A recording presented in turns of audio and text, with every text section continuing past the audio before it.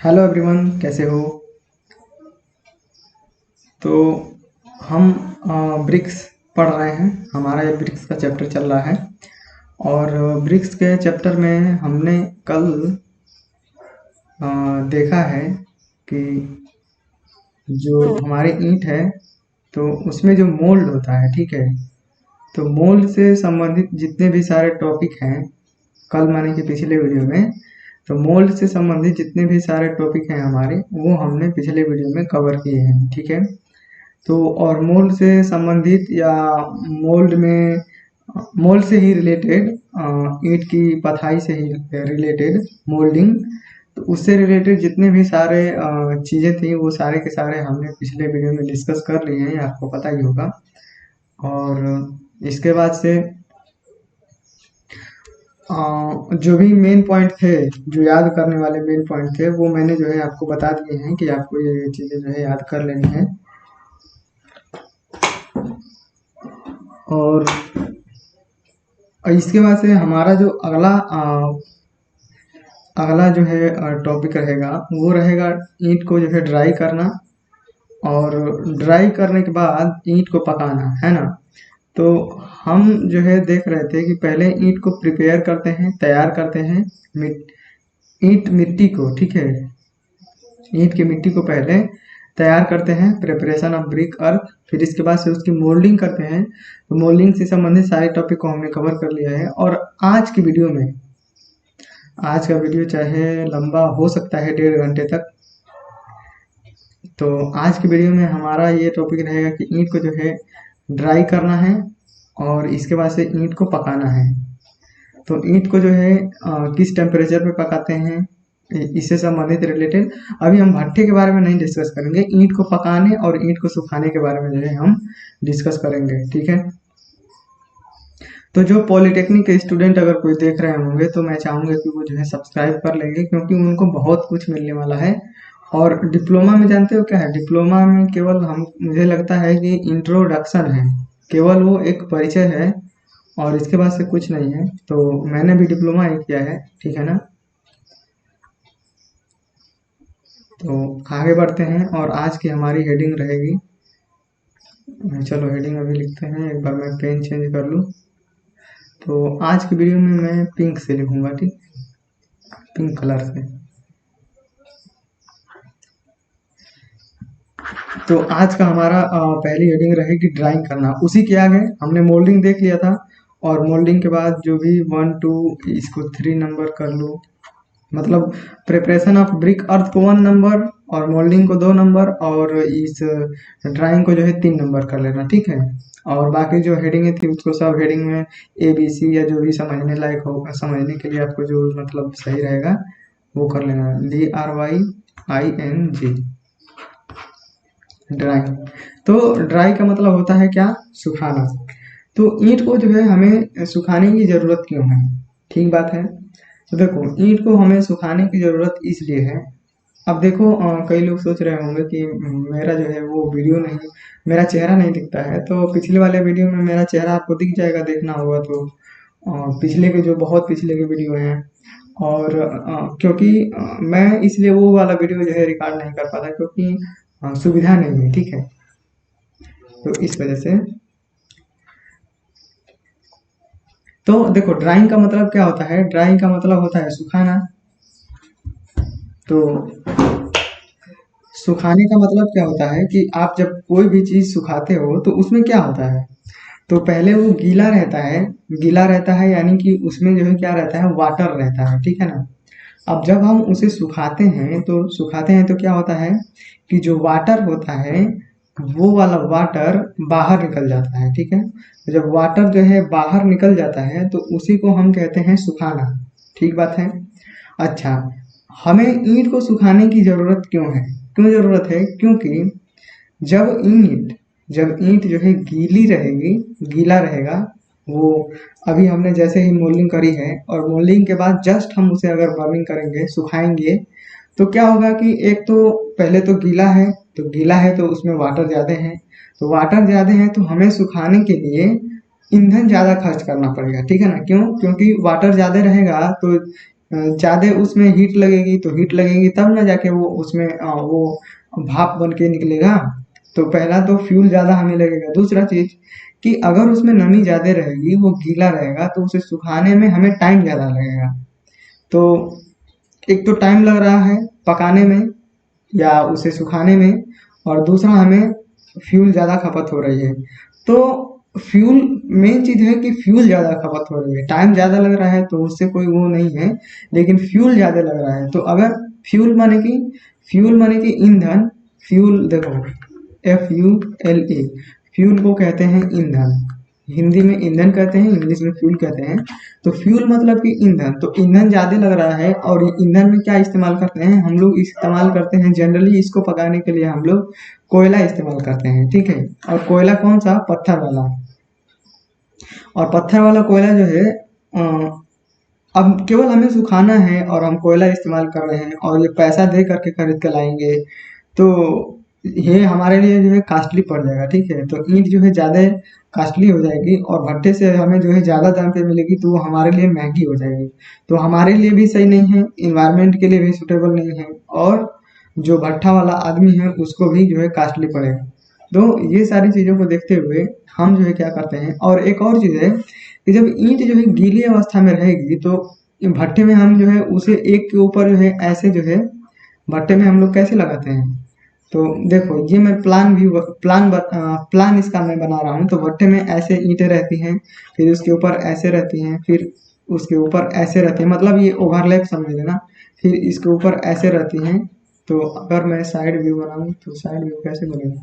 Side view ऐसे बने, जैसे ये ईंटें हो गई, फिर इसके ऊपर ये ईंट हो गई, फिर ये ईंट हो गई। मतलब इसके पीछे कई सारी ईंट है, इसके पीछे कई सारी ईंट है, समझ रहे हो? जो लोग भट्टे पे गए होंगे तो वो समझ जाएंगे। फिर इसके ऊपर ये ईंट हो गई। तो इस तरह से एक के ऊपर जो है एक जो है हम लोग जो है इसे चट्टे में लगा देते हैं, और बीच में जो है गैप रहता है, क्योंकि प्रॉपर जो है चारों तरफ से ईंट को हीट मिलती रहे। तो ऐसा हम करते हैं। तो अगर वो गीली अवस्था में रहेगी, तो हम इस स्थिति में जो है उसे चट्टे के रूप में नहीं लगा पाएंगे, और जब नहीं लगा पाएंगे तो क्या होगा कि हम जो भट्टे में कम कम ईंटों को पकाएंगे, तो हमें पकाने में ज़्यादा टाइम लगेगा, समझ रहे हो? तो इस वजह से भी हमें जो ईंट होती है, ईंट को जो है ड्राई करना जरूरी होता है। अगर ईंट जो है गीली अवस्था में रहेगी, गीली अवस्था माने कि प्लास्टिक स्टेट में रहेगी। अब गीली रहेगी तो भाई आप जिस शेप में चाहोगे वो उस शेप में बदल जाएगी, और आप नहीं भी चाहोगे तब भी वो बदल जाएगी, ठीक है ना। क्योंकि कहीं हाथ पैर से लग गया, कहीं मतलब उस पर कुछ गिर गया, या उस पर आपने ऐसे चट्टे के रूप में लगा दिया तो वो पूरा पिचक ही गया। तो नहीं चाहते हुए भी वो अपना जो है शेप बदल देगा। तो इसको देखते हुए भी ड्राई करना जरूरी है, ठीक है कि नहीं? तो यही सारी बातें हैं, इसलिए हम जो है ईंट को जो है सुखाते हैं, ड्राई करते हैं, ठीक है ना। ड्राई मतलब सुखाते हैं, तो सीधा सीधा ड्राइंग लिखे हैं। तो अब हम जो है पहले ड्राइंग क्या होता है यही लिख लेते हैं। तो ईंट को ईंट को ईंट को वातावरण वातावरण यानी कि इन्वायरमेंट, ठीक है। तो इन्वायरमेंट लिख लेना, और सुटेबल लगे तो वातावरण यानी कि इन्वायरमेंट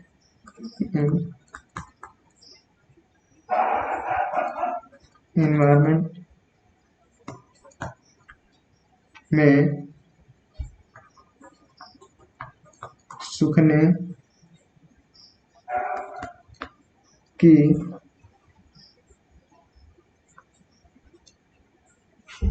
अब ईंट को सूखने मतलब सूखने मतलब यहाँ के लिख लेना कि ईंट के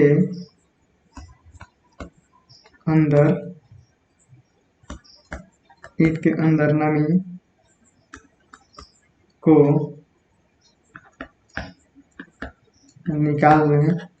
निकालने की की प्रक्रिया।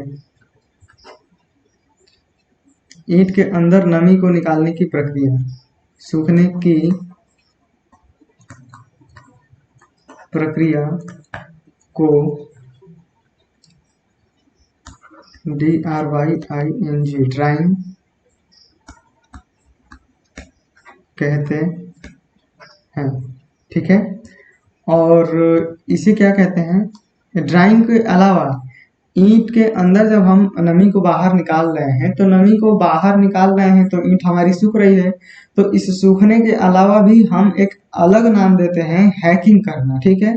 तो ये कंप्यूटर वाला हैकिंग नहीं है, इस हैकिंग का मतलब है सुखाना। तो इसे इसे HACKING हैकिंग भी कहते हैं। तो ईंट के सुखाने को हम जो है हैकिंग भी कहते हैं। और ये जो हैकिंग लिखा हुआ है ये टेक्निकल शब्द है, तो ये जो है आपको पता रहना चाहिए और याद रहना चाहिए। तो हैकिंग का मतलब होता है HACKING, हैकिंग का मतलब होता है ईंट को सुखाना, ठीक है। तो ये आपको जो है याद रहना चाहिए। तो देखो जनरली हम क्या करते हैं, यहाँ पे लिख लेते हैं कि क्या वजह है कि हम जो है ईंट को सुखाते हैं।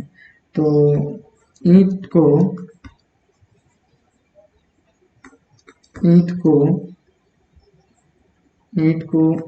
सुखा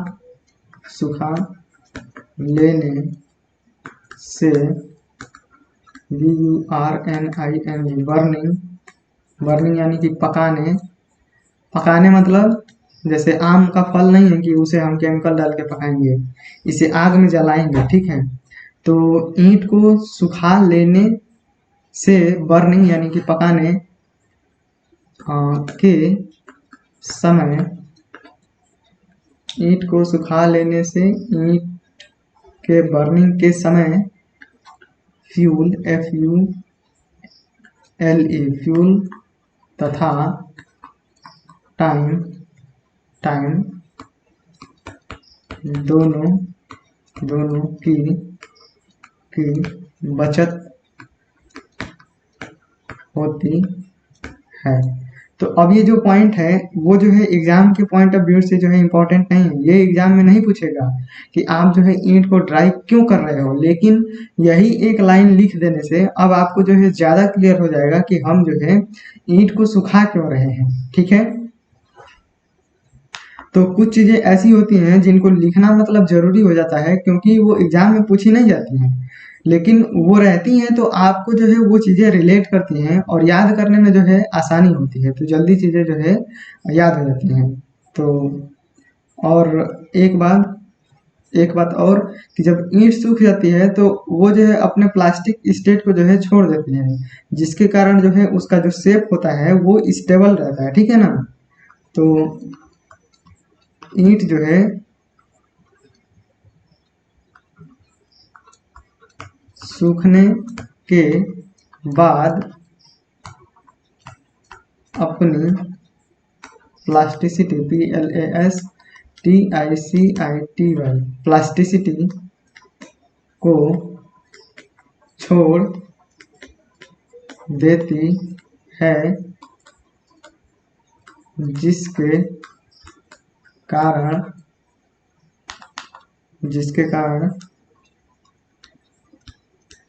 उसका शेप STABLE स्टेबल रहता है। तो जिसके कारण देखो अब ईंट सूख जाएगी तो वो प्लास्टिसिटी को छोड़ देगी, यानी कि हम जो है वो थोड़ा क्या हो जाएगी, सॉलिड हो जाएगी। तो सॉलिड हो जाएगी तो भाई सॉलिड चीज़ को जो है कोई सॉलिड चीज़ है तो उसे आप जो है यूं ही किसी भी शेप में जो है नहीं बना सकते। हाँ, सॉलिड चीज़ को जो है बना सकते हो, लेकिन किसी भी शेप में नहीं बना सकते। समझ रहे हो मैं क्या कह रहा हूँ। जैसे आप कहोगे कि मैं तो छड़ को जो है मोड़ देता हूँ, तो छड़ को एक जो है जो छड़ है, ये छड़ है तो इसको बेंड कर सकते हो, मुड़ जाएगी, लेकिन आप मैं कहूँगा कि इसे पतली सी चादर बना दो तो इस सॉलिड छड़ को नहीं बना पाओगे। तो मेरा कहने का मतलब यही है। तो अगर वो प्लास्टिसिटी को छोड़ देगी तो वो सॉलिड स्टेट में आ जाएगी, तो उसका शेप क्या रहेगा। अब प्लास्टिसिटी मतलब वो जब सूख रही थी तो उस समय जो उसका शेप था वही रहेगा, तो वो क्या हो जाएगा, अब स्टेबल रहेगा, वो उसी शेप में रहेगी, ठीक है ना। तो आप ऐसा भी लिख सकते हो कि इसका शेप जो स्टेबल रहता है, या ऐसा भी कह सकते हो कि ईंट जो है डिफॉर्म नहीं होगी, यानी कि विरूपित नहीं होगी। लेकिन विरूपित होगी जब हम पकाएंगे, तब वो जो है विरूपित हो जाएगी, डिफॉर्म हो जाएगी। समझ रहे हो।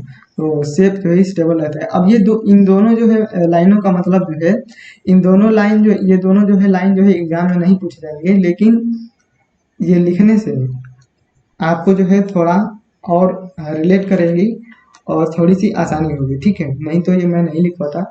चलो मैं लिखा देता हूँ इसे, इस वजह से मैंने लिखा दिया है। अब देखो आगे हम बढ़ते हैं। अब मेन पॉइंट है, इनको याद करना है। तो ईंट को जनरली हम क्या करते हैं कि 3 से 4 दिन तक जो है सुखाते हैं। तो ईंट को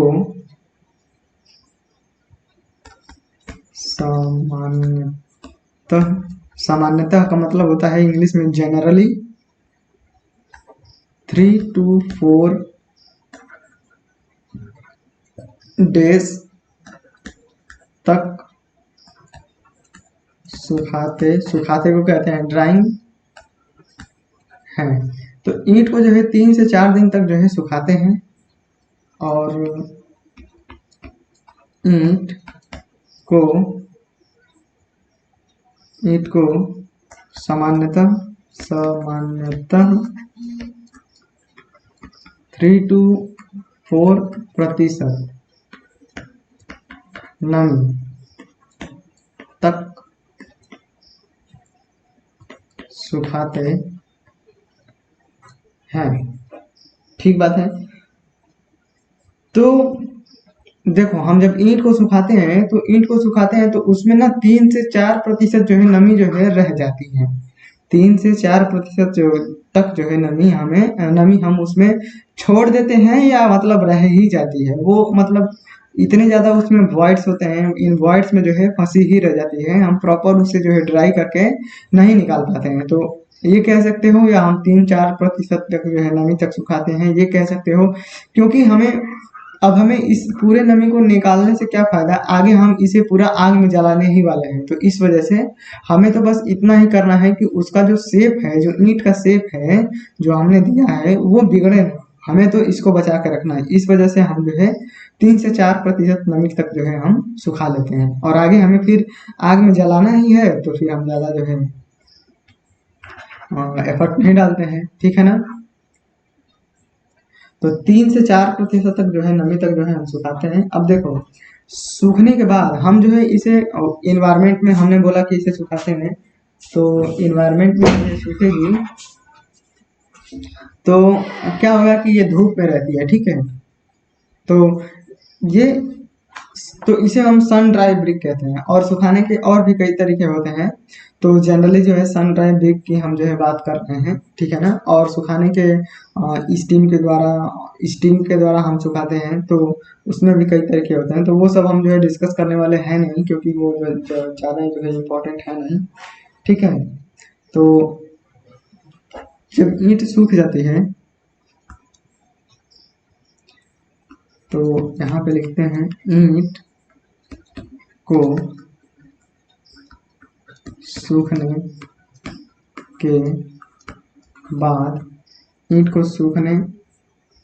के बाद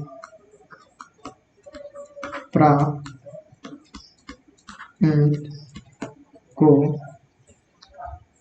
SUN सन ड्राई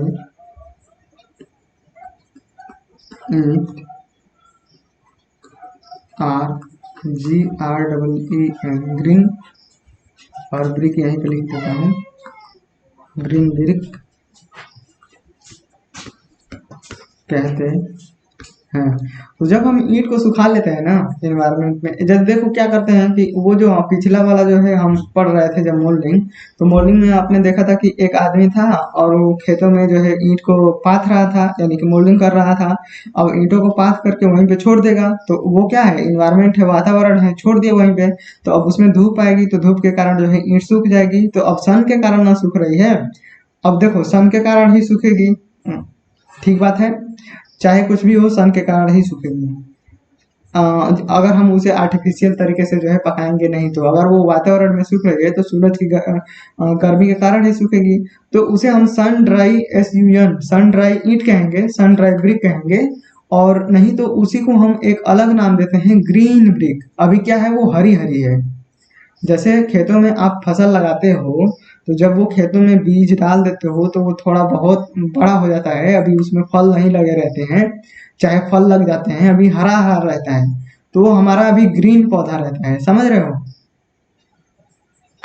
तो उसी तरीके से ये क्या है, उसे हम अभी ये केवल सूखा हुआ है, इसमें से केवल जो है वाटर निकला है, तो इसे हम जो है ग्रीन ब्रिक कहते हैं, हरा ब्रिक, ठीक है। और ये पक के रेड चेरी रंग का हो जाता है तो वो रेड ब्रिक हो जाता है। एक तो ऐसा लॉजिक लगा सकते हो, लेकिन ऐसा कोई किताब में लिखा हुआ नहीं है कि रेड ब्रिक।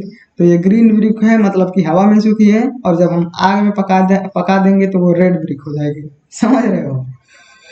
तो इसे हम जब सन ड्राई ब्रिक हम कहते हैं, और इसका जो है अलग नाम देते हैं एक दूसरा ग्रीन ब्रिक।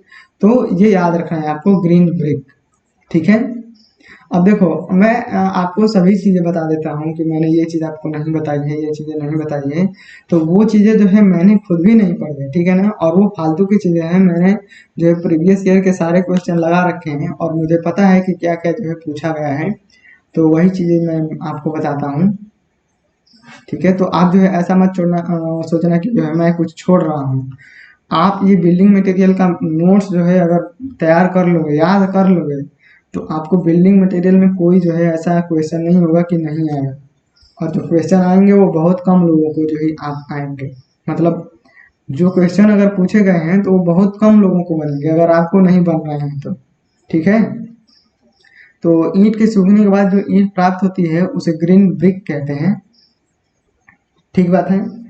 अब ये जो ईंट है, जो सन ड्राई ब्रिक है, इसकी ना कंप्रेसिव स्ट्रेंथ जो होती है, इसकी कंप्रेसिव स्ट्रेंथ जो है 15 से 25 केजी प्रति सेंटीमीटर स्क्वायर होती है, ठीक है। तो इसको भी लिख लेते हैं, SUN सन ड्राई ब्रिक की COMPRESSIV compressive STRENGTH strength 15 to 25 KG प्रति सेंटीमीटर स्क्वायर।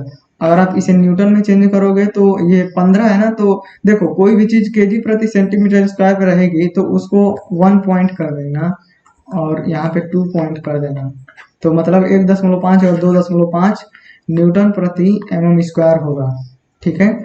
तो ये मैंने शुरुआत में ही जो है आपको पूरे अच्छे तरीके से जो है कन्वर्ट करके जो है बताया था मैंने, ठीक बात है। तो अब यहाँ पे बताने की कोई ज़रूरत नहीं लग रही है मुझे, तो शुरू में ही मैंने बताया था। और ये नॉर्मल जो है वो चेंजिंग है, यूनिट चेंजिंग है, तो आप जो है कर सकते हैं। तो अगर वो देखो वो केजी प्रति सेंटीमीटर स्क्वायर में कुछ भी लिखा हुआ है, जैसे 15 है तो बीच में 1 दशमलव लगा दो, अगर वही 150 होता तो यहाँ पे 1 दशमलव लगा दो तो 15 बन जाता, समझ पा रहे हो ना। तो एक अंक पे दशमलव लगा दोगे तो वो न्यूटन प्रति mm स्क्वायर में हो जाएगा। तो ये 1.5 और 2.5 को जो है लिख लेना, आपको काम आएगा। मैं मिटा देता हूँ यहाँ पे,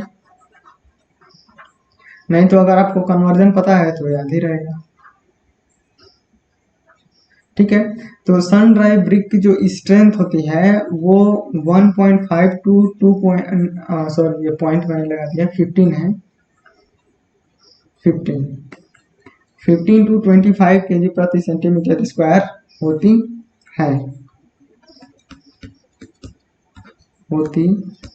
है, और एवरेज अगर हम लेंगे तो इसी में लिख लेते हैं या यहाँ पे लिख लेते हैं, AVE एवरेज स्ट्रेंथ जो है 21 केजी प्रति सेंटीमीटर स्क्वायर लिया जाता है। तो इन दोनों का जो है एवरेज करके हम जो है 21 सेंटीमीटर स्क्वायर जो है हम स्ट्रेंथ जो है कंसीडर करते हैं, ठीक है। तो ये जो है प्रैक्टिकली दिया गया है, मैंने खुद नहीं लिखा है, ठीक है ना। तो जो दिया है वही हम जो है याद करेंगे और यही जो है एग्जाम में पूछे जाएंगे। तो सन ड्राई ब्रिक की जो है कंप्रेसिव स्ट्रेंथ भी आपको याद करना पड़ेगा, ये और ये एवरेज कितना होता है ये भी, ठीक है। अब हम आगे बढ़ते हैं। और ईंट को जो है मैंने कहा था कि ईंट को जो है आर्टिफिशियल तरीके से भी हम सुखाते हैं, ठीक है। तो यहाँ पे लिख लो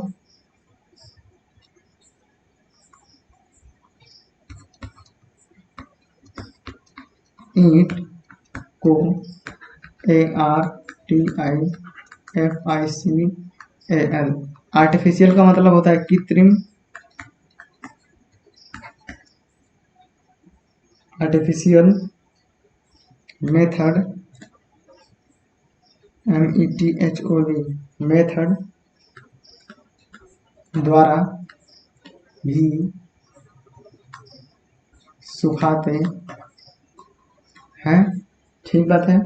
और आर्टिफिशियल मेथड में हम किसके द्वारा सुखाते हैं, तो हम जो है स्टीम के द्वारा सुखाते हैं। स्टीम मतलब होता है भाप, तो भाप के द्वारा सुखाते हैं या हॉट गैसों का उपयोग करते हैं। हॉट गैस मतलब जैसे कि कार्बन डाइऑक्साइड हो गया, उसी में से मीथेन निकल रही है, कार्बन मोनोऑक्साइड निकल रही है, तो ये सब जो है गर्म गैसें होती हैं, तो इनका इस्तेमाल करके जो है हम सुखाते हैं, ठीक है। तो यहाँ पे लिख लेते हैं ARTIFICAL, आर्टिफिशियल मेथड में, आर्टिफिशियल मेथड में स्टीम, STEAM स्टीम। देखो ये स्टीम है, STEAM, स्टीम माने भाप होता है, और STEM स्टेम का मतलब होता है तना होता है, तो ये हम जो है वुड पढ़ेंगे तब स्टेम लिखेंगे। तो स्टीम या ORR hot gas, hot gas as, hot gases का यूज करते हैं, हॉट गैसेज का यूज करते हैं, और जिसका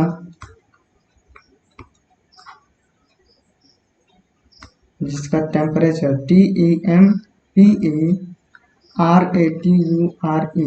अगर जो लोग नए होंगे, मतलब जिनको इंग्लिश के उच्चारण करने में दिक्कत होती होगी, तो पहले तो वो क्या करेंगे ना कि जैसे ये टेम्परेचर है, तो पहले तो उसकी जो मीनिंग है वो एक एक मीनिंग जो है पढ़ेंगे, और पढ़ने के बाद जब उसका उच्चारण करेंगे ना, तब उनको जो है उच्चारण करने आ जाएगा, ठीक है। शुरू शुरू में दिक्कत होती है, मुझे भी दिक्कत होती थी। तो टेम्परेचर जो है 120 डिग्री सेंटीग्रेड से अधिक, 120 डिग्री सेंटीग्रेड से अधिक न हो, तो हम जो है उस स्टीम भाप का या उस जो है गैस का यूज करेंगे जिसका टेम्परेचर जो है 120 डिग्री सेंटीग्रेड से अधिक न हो, ठीक बात है। तो ये सारे जो पॉइंट हैं ये सन को ड्राई करने से संबंधित पॉइंट है, तो इसमें जो जो भी याद करने वाले पॉइंट हैं वो मैंने आपको बताए हैं। और आपको भी ये पता रहना चाहिए कि हम जो है आर्टिफिशियल मेथड से जब सुखाते हैं तो उसमें स्टीम का यूज करते हैं या हॉट गैस का यूज करते हैं, और इसका टेम्परेचर 120 डिग्री सेंटीग्रेड से अधिक हम नहीं करते हैं। तो ये ड्राइंग वाला टॉपिक हमारा खत्म हो गया है। अब देखो ये आधे घंटे का वीडियो हो गया है, तो मैं जो है क्या करता हूँ, इसे बंद ही कर देता हूँ, ठीक है ना, क्योंकि अभी हम जो अगला टॉपिक डिस्कस करेंगे बर्निंग, हमारा जो अगला टॉपिक रहेगा बर्निंग, तो उस बर्निंग वाले टॉपिक को डिस्कस करने में मुझे लगता है कि 1-1.5 घंटे लग ही जाएंगे, क्योंकि ये इतना छोटा सा टॉपिक था और इसमें आधे घंटे लग गए। तो और ज़्यादा हो जाएगा तो भाई मैं गांव में रहता हूँ, तो दिक्कत होगी अपलोड करने में, ठीक बात है। तो हम जो है अगला वीडियो जो है इसका मैं शुरू करता हूँ और मिलते हैं उसी वीडियो में।